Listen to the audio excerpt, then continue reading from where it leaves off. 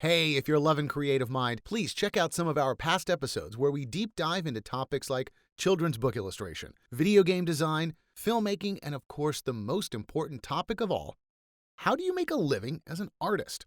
So please hit subscribe on whatever platform you're listening on so you never miss an episode. And also check out the show notes for links to our Instagram and YouTube pages for more great content. On this episode of Creative Mind, we have a real treat. We have Laurie Beck, Senior Recruiter at Industrial Light and Magic. And this episode is really important for anyone interested not only in the world of working for Industrial Light and Magic, but of course anybody working in the creative field. Laurie really breaks down what it takes to get a job with a prestige legacy company like Industrial Light and Magic, but also some of the things you need to think about when applying for a job in the creative world. So really, take some notes. This is a great, helpful podcast for anyone. So here we are with Laurie Beck. I got started at ILM by working at another Lucas company called LucasArts. And at the time, I first came on as a receptionist for LucasArts.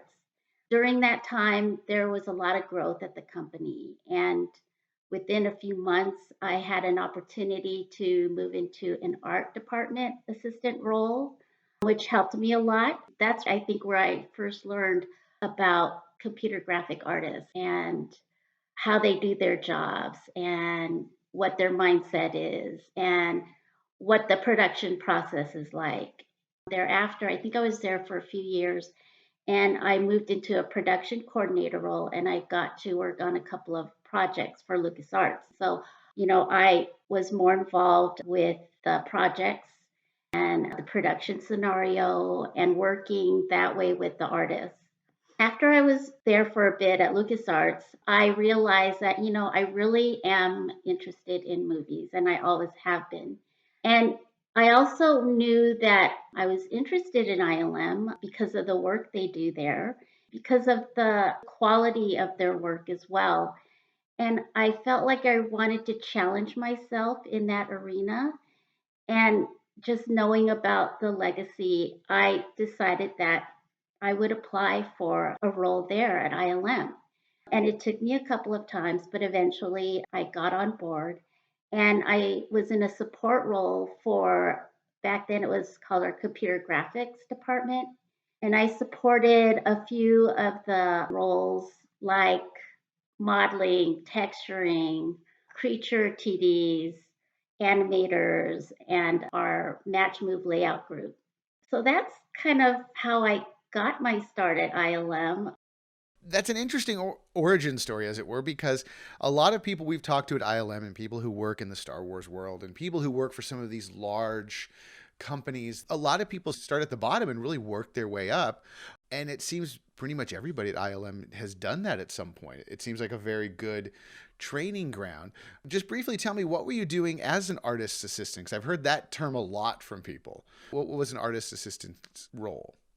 So we really had to support all of the artists in their kind of more along the lines of their career at ILM and within the department, anywhere from helping with their desks set up where they're going to sit, helping to do things like their show reviews, making sure that their HR information is updated, making sure that a little bit of crewing and information along those lines, also helping with recruiting a little bit, onboarding new people into the department. It's really a support. If someone's having any problems with anything having to do with their career or their employment with the company, they can usually come to me and then I would help the manager who oversees them with whatever their concerns or their issues are.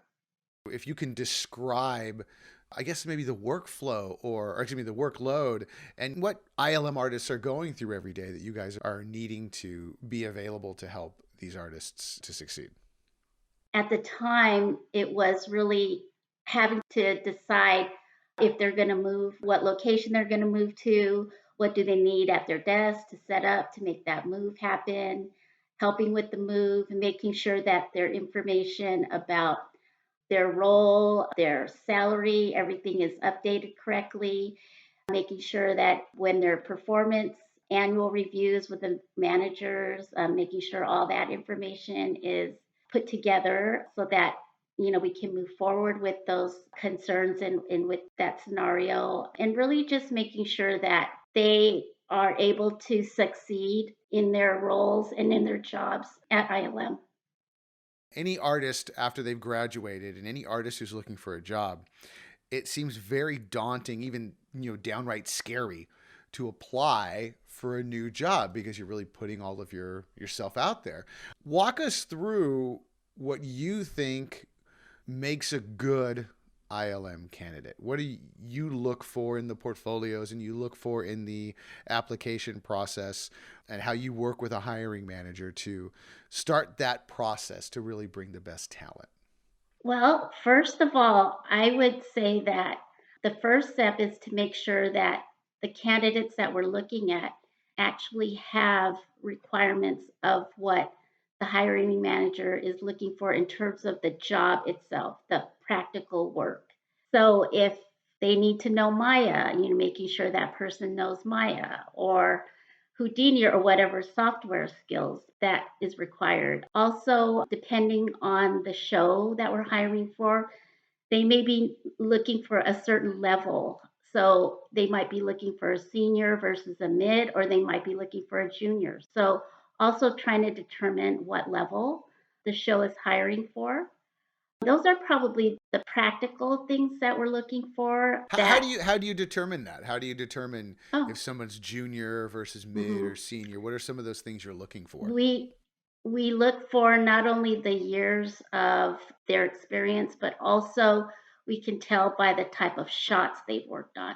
And I think that is the difference with ILM, is that it's the type of work experience you've had. Our supervisors can determine if the shots they've worked on are more difficult or not. So that actually is a big determinant of level for ILM. And also the type of work that's similar to the type of work we've done. We do, as you know, a lot of heavy visual effects work. And a lot of our work is difficult in nature. And we're asked to do more, bigger. And so it's a little more complex than maybe some other studios. The work we just get is harder. I know you're being very polite. Yes, ILM and Star Wars is probably the most difficult stuff to do. It is the creme de la creme of the work. So yeah, this sounds like a dumb question. I've done hiring on my own. I've applied for jobs, and there's always that, I'll put this portfolio piece in there. It should be okay. Is it really a difference where you guys can look at something immediately and go, this just isn't there yet? Yes, Okay. the supervisors can do that. Okay. They know Okay. exactly what they're looking for. So And there's no again, there's no sneaking anything in. no, not really. And the thing is that, again, it depends on what show we're hiring for. If we're looking for water people, people who have experience doing water versus particle work, you might be really good at water, but if we're looking for particles, we may not be interested in you at this time. So that's another thing to remember. Normally in the San Francisco studio, are hiring for a specific show. And obviously, we are hiring for specific shows all over, regardless of our location. So just remember, we are looking for certain skill sets and experience that speaks to the certain shows that we're working on. Okay. How can a applicant differentiate themselves other than having high quality work? Is there something that you look forward or look on a resume and go, okay, that's interesting. Let's start the process, or let's move them to a better pile. Sure. I mean, there are things that I look for as a recruiter that people may not think is that interesting, but to me, it's interesting. It makes that person stand out. One of those things is kind of the way their resume is put together in terms of, is it organized? Can I see your contact information clearly? Do you have an objective so that I know exactly what you want to do or what role you're applying for? Do you have your work experience laid out clearly from the most current downward? Do you have your school information there? Do you have your software skills nicely in one location? Do you have other interests or hobbies? I love that actually. That really gives me a good insight into what makes this person tick, what they're interested in. How aware are they of kind of just different aspects of life? What influences them? I think another thing that's important to talk about on your resume quickly are maybe some of the platforms that you've worked on. Like, have you worked in a Linux environment before? Things like that are just a little added extras that help us figure out quickly if you're a good fit or not. Someone that has some of the things close to what we're looking for in a candidate. I'm going to ask you that tough question and press you to give me some specifics because I know it's difficult with some of this stuff. What are some examples of things that I hate to say the word bad, but are bad examples? Many of us have tried to write resumes. You have a change in life. You go, well, I worked on a project for 6 months and I didn't do much. And, you're always having these problems writing a resume and going, how do I explain this? What are some things that you see that are really bad ways of putting something in converse to something this is a good way to explain something for us to understand what you did? Well, I think it depends on the position that you're interested in or that you're applying to. You want to make sure that what you've done connects to the job that you're applying for, and it has to make sense. So speak about the things, and once again, you can look at the job description or the job posting. That basically is your answer, gives you all the answers of what that hiring manager is looking for. It'll tell you exactly, for the most part, what your responsibilities are going to be and what the requirements are. So if you can speak to most of those things on the job posting, then the better off you're going to be. So again, just connecting your experiences with what is going to be expected from the job, from what we're looking for. On the education standpoint, what are things that you look for or things that really stick out to you when we're talking about somebody's education? Because there's so many different ways to get an education now. What are some of the things that you put an emphasis on? Well, something that's connected to education, because this is something that you can apply for while you're in school, is an internship. I'm telling you, those look really good on your resume. Most, if not all, recruiters that I know of, if someone's had an internship, top of the pile, top of the pile for yes. So I would advise or make a suggestion that anyone that's in, A very heavy finger on that yeah, thing. because basically it's experience that you can put on your resume while you're still in school and you haven't even graduated yet. That's something that I would think is important. Also, if you're talking about your schoolwork and if you've been in a production environment, working on projects at school, put that down and talk about what you did specifically in your project because that again is putting you in that scenario that's similar to a work experience that you would see in the industry. That's interesting because that, I'm sorry I'm interrupting. That sticks out to me as something I know from school and I meet with students, Mhm. at the academy that a school project you're saying is a viable project Yeah, to explain what you know how to do. totally. In fact, I mean, people have put it on their resumes, and our supervisors have asked them because sometimes they were able to put the work on their reel. And so supervisors will ask them, oh, can you talk about that? What did you do? So it's a great way to give more information about what you did, your skill set, your experience. Oh, that's Um, great. So actually, yeah. documenting how you did a project in Hmm. school Hmm. is like all your teachers have probably told you is actually really viable. Which, It I'm sure is. laughing because it's, I'm going, wow, I remember working on projects back in school going, no one's going to care. It's school. How can I make it, no one's going to matter. No, it Um, still matters. Yeah. what about graduating versus non-graduating? And then that other asterisk, I want to talk a little bit about online learning and certificates and things like that. But let me ask you more about graduating versus non-graduating. Is there a preference? Graduating is important because some work visas are dependent upon whether you have a degree Now that we are a global industry, studios all over the world, it will be more difficult for you and sometimes impossible for you to get a job at a studio in another country if you don't have your education. Oh, okay. I Interesting. That makes sense because we're not just talking about working in Marin or in the United States. You could conceivably be working at a studio in London. Mhm. Or if you're trying to get a job with me in San Francisco, and this has happened before, I was not able to hire someone because they didn't have the education requirements needed for the visa to bring them over that they qualified for. So they didn't qualify for a visa. Yeah. Wow, just yeah, that alone is a pretty important So issue. graduate, get your degree. That's what I say. Getting a degree is the most important thing. We're not giving you a job for real now because we physically can't. Not only that, but the time that you spend at your school is a great time for you to network and make connections that you can have throughout the rest of your career. You could use those connections when you might need them Yeah, at some other point. it's a very small group of people working in Mhm. these industries for sure. Definitely. And also to have that support and community just to keep you, enthused because sometimes I know it's hard when you're first starting out. So, Yeah, that's true. What about, the rise of certificate programs and small classes, things that people take online? Do those have merit and value?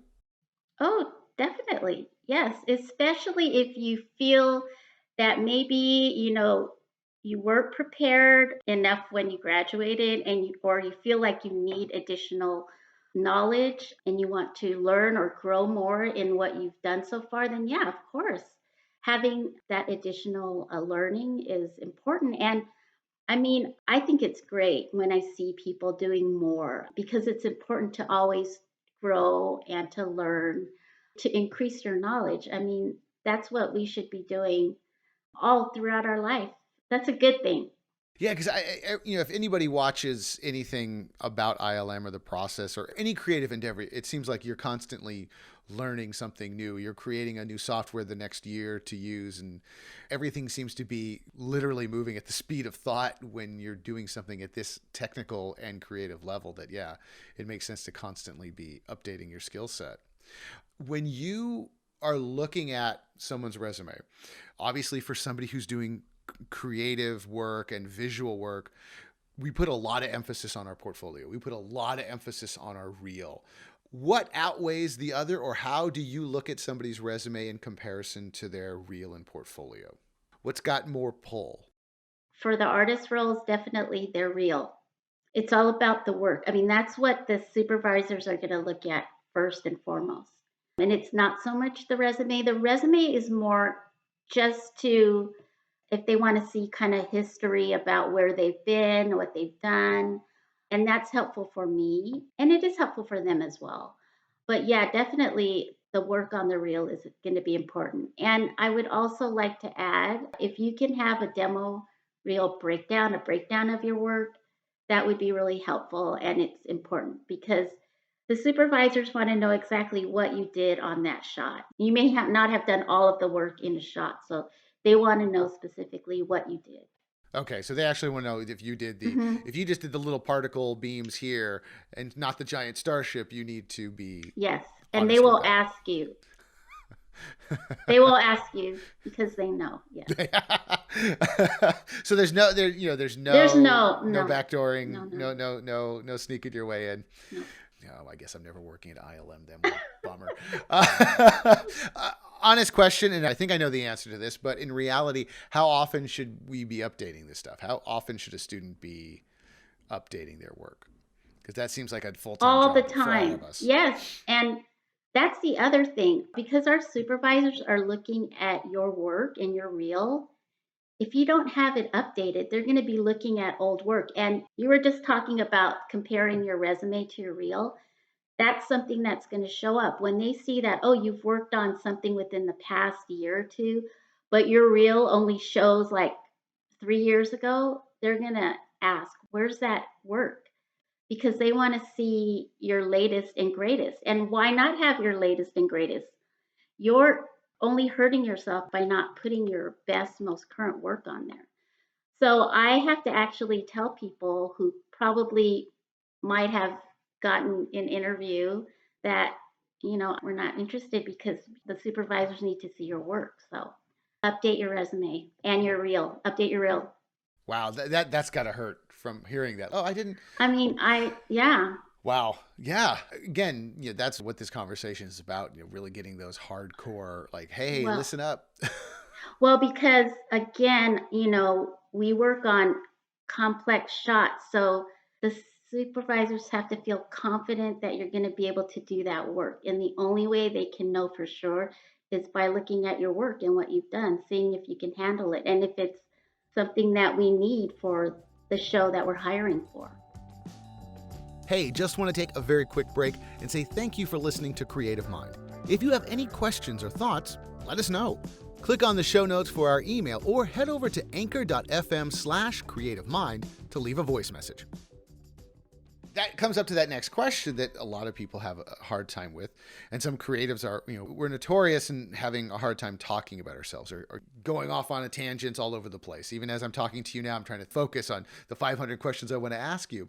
What's a good way for somebody to really talk about work they've done and talk about themselves when they're applying for something that can be scary applying for a big company? Yeah. Again, I'm going to go back to the work. And that's what I would say. I would say stick to the work that you've done and just talk about the work because, again, that's what they're interested in. And they will ask you questions about your process of the work that you did. Think about the challenges that you had to go through and how those challenges were resolved. They're interested in that as well. They're also interested in what you feel is probably like the best work that you've done and why. Yeah, Why? they're That's a tough question. That can almost sound confrontational. Is it confrontational or is it? no, again, it's back to kind of what makes you tick. Like, what are you interested in? Why did you like that shot? And interestingly enough, some people, it was not so much the shot, but like the scenario, the project that they were on, the group of people that they worked with, and the experience they had to get to the finish line. And it might not have been a shot that they think is the most beautiful, but that experience itself is what made it special for them. And that's what they think about. So even that, that's important. Understanding, like, oh, why, what did you have to do? What the team effort was, what were the communication skills involved? I mean, they're looking at everything, which is sometimes more important than the work itself. Talk to me about the interviewing process. You've given us a lot of great information about it, but what are some of the other things you're looking for outside of the technical and the skills, the Oh, hard skills?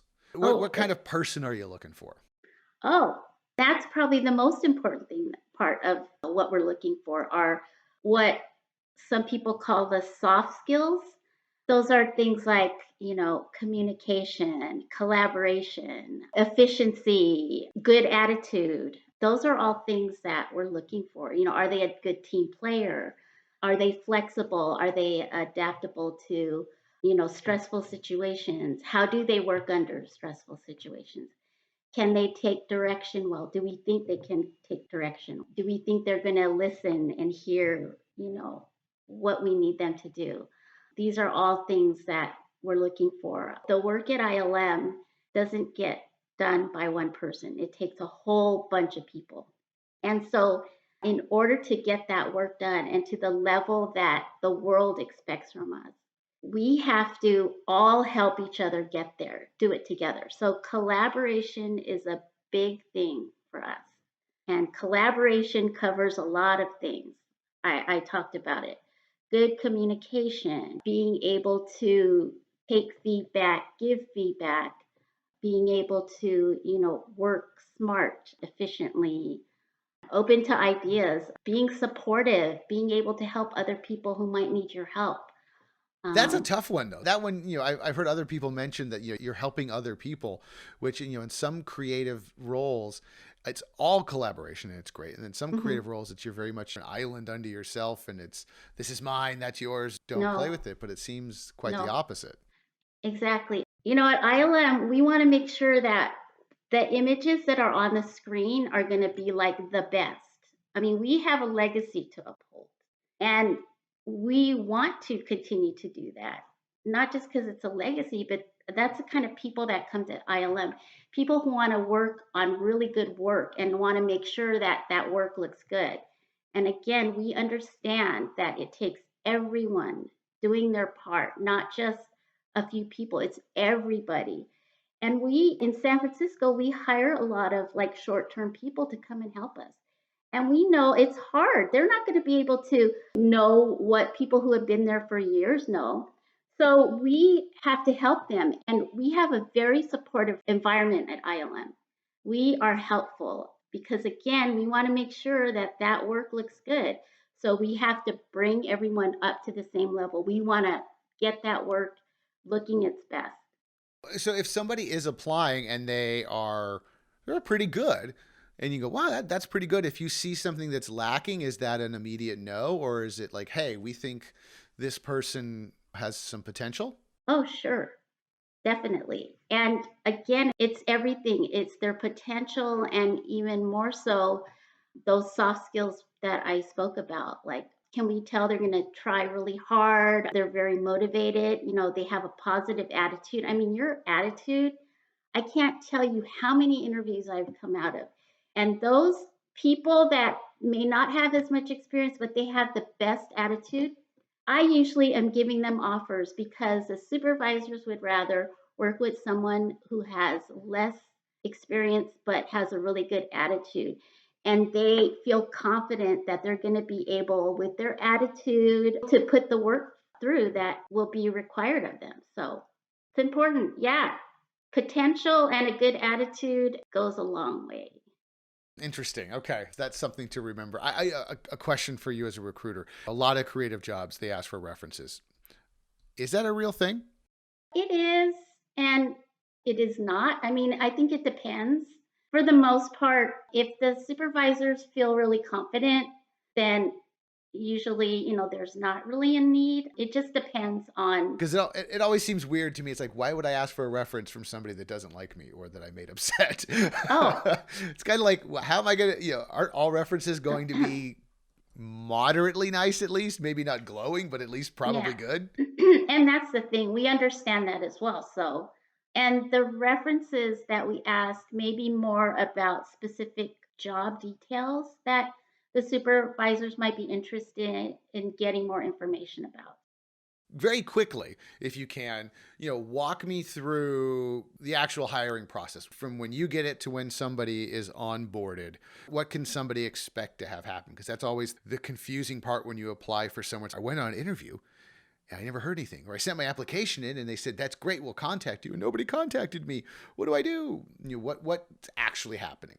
Okay, so of course, I get a request from the hiring manager to hire a position. We post the job and then we get applicants that apply. Normally, what happens is we have an automated system. Once you apply, a message goes out saying, we have received your application and we will let you know if you are a good fit. So basically, we're saying, we got it and you'll hear from us once we reviewed your resume. You're a good fit. From there, we as recruiters go through and forward resumes to the hiring manager and to the supervisors to review for their position. I know hiring managers can kind of fluctuate, and the supervisors, that's their role. How long does that normally take, or does it all depend? It kind of depends on how urgent the position is. And sometimes the hiring managers will want to post the position because they're nervous about whether they're going to get a lot of applicants. And they might be concerned that it might take a while before people notice. And they may not know yet when they're going to hire for that position. So that's why sometimes it might be posted for a while. Also, yeah, we have these positions that are called expression of interest, and those are posted because, again, the hiring manager is not sure when they're going to have to hire, but they feel like they might. So they're starting to put it out there to gather resumes. Okay. We should not be freaking out if we've applied and we don't hear right away. It's No, just yeah, kind of, it's just the way the business goes. it kind of is. And the thing about a company like ILM, because we get so many applicants, that the other issue is that we can't get to everyone's resume because there are just so many. Sometimes it's thousands. Oh my So, gosh. yeah, I mean, Well, that in makes a week, sense. I could get over 100, and that's just 1 week. So it just depends. Yeah. If you're getting called, it's something that has a real reason behind it. It really does have a reason behind it. So, are there tricks? Are there any tricks besides just being a nice person and being qualified? There has to be a trick to getting up there. The only other trick would be your experience, like really, and being able to speak about, again, how that connects to the position that you're applying for. And I know that there's often been a question about whether to send a cover letter or not with your resume. I know some recruiters look at cover letters, some recruiters don't. I think there's a lot of reasons why recruiters do or don't. A lot of it might have to do with the bandwidth and how urgent the position is. And sometimes cover letters are not always helpful. And when I say helpful, I'm going to say it doesn't add to what is already on your resume. So if you're going to do cover letter, like for myself, I want to see all the details that you were not able to put on your resume, like the things you're talking about. What's the magic dust or the additional stuff that can add to it would be to give me further explanation about why, what is it that makes you organized, efficient, a good communicator, all the things that people will kind of just add to their cover letter but don't specifically talk about. So Because I want details if you're so gonna. so on a regular resume, are we still thinking, that argument that comes up all the time? 1 page, 5 pages? How many is it just a 1 page resume? To be honest with you, it doesn't have to be 1 page for me because I know there are people that have many years of experience. So it doesn't have to be just 1 page. But if you're going over three, then It better be gold if I'm going over 3 pages. Well, let me ask you that, because that's one of the questions that I know comes up for a lot of people.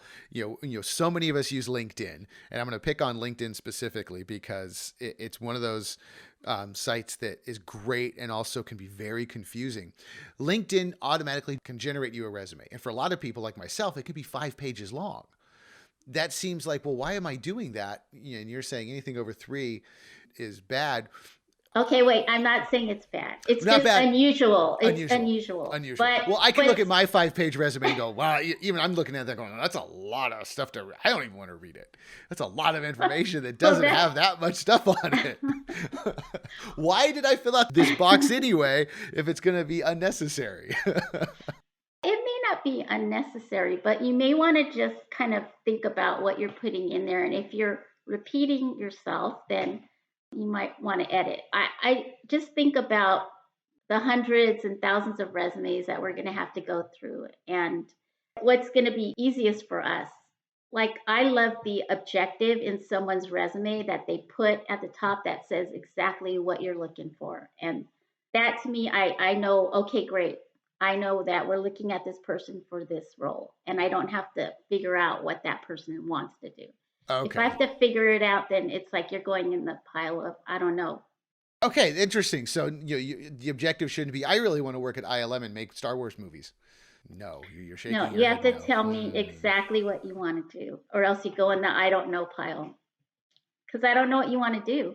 I don't know what you're passionate about. I don't know what you're interested in, which is what we're trying to figure out. We're trying to figure out who you are, what makes you tick, what motivates you. What do you want to do when you grow up? What do you want to be? If you can tell me that I want to be a producer, then at least I know, okay, great, I can put you in the production track. We can look at you for, oh, I want to like be a visual effects supervisor. Okay, well, and I'm interested in lighting or, then okay, great, I know where to put you. But when you give me nothing, then I don't know where to put you. I don't know Okay. what you're interested in. That, I think, is probably the greatest advice you've given me so far, because I think that's the one that's the hardest for all of us. I mean, I'm 43 and, everybody applies for jobs or freelance jobs, or down the road, you're going to apply for a job. It's like, like you said, what do you want to be when you grow up? I don't know. I want to work. Well, yeah, everybody wants to work. That's okay if you don't know, but do you know what you're interested in and what you really want to do right now? Then I can help you. You have to help me help you. So the more information you can give me. And a resume is a way of telling your story. And that's how you stand out. You stand out because we're all unique. You stand out by telling me your story of who you are.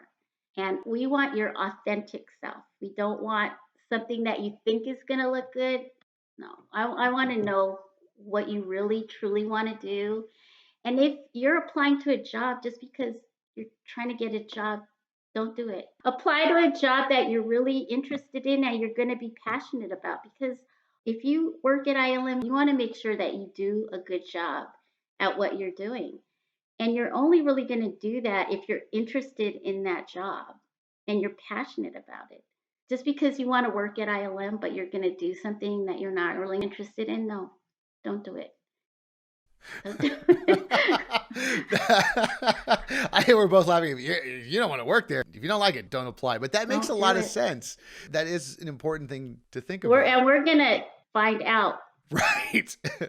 When you say your objective is to do this, you better believe that's what you're really wanting to do. That's what you're going to be doing. Okay. Because I'm going to ask you when I call you and I see that.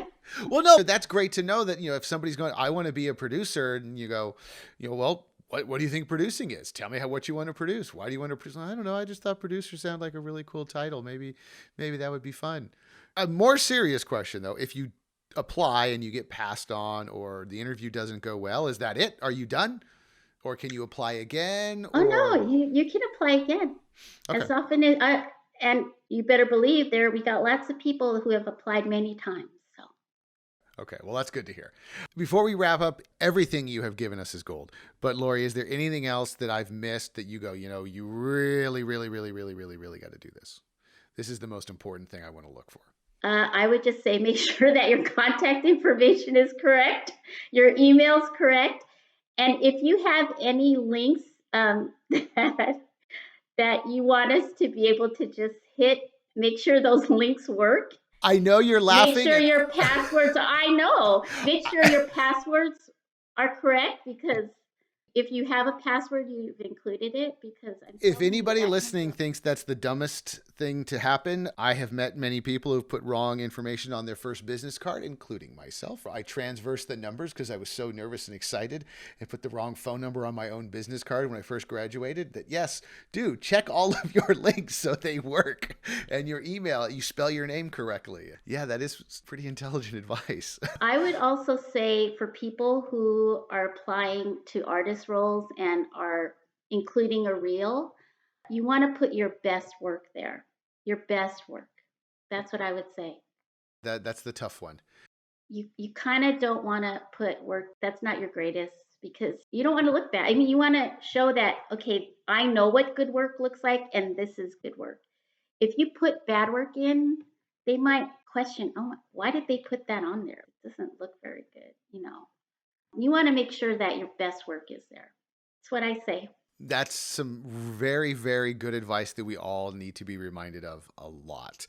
Laurie, thank you so much. I'm completely intimidated. I don't know if I'll ever send in my resume to ILM, but I'll be looking for that. I'll be looking for that director position. So don't worry, I'll bookmark it. So when that pops up, please think, when you think of me kindly. But thank you so very much for this, because I think will help everybody out listening, that, there is a path and you have to follow it. Yeah, definitely. So there you have it. Some tremendous advice from Laurie Beck, Senior Recruiter at Industrial Light and Magic. And keep in mind, as more and more art and design career opportunities are on the rise, of course, as Laurie stated, employers are always on the hunt for the next generation of talented and skilled creative professionals. At Academy of Art University, you will get those work-ready skills that employers want. You can study on-site in downtown San Francisco or anywhere in the world with our online programs. To request more information about our 40-plus areas of study in art and design, including game development, animation, UX design, and more, just visit our website at academyart.edu/creativemind. I'm Bobby Brill. Thanks for listening.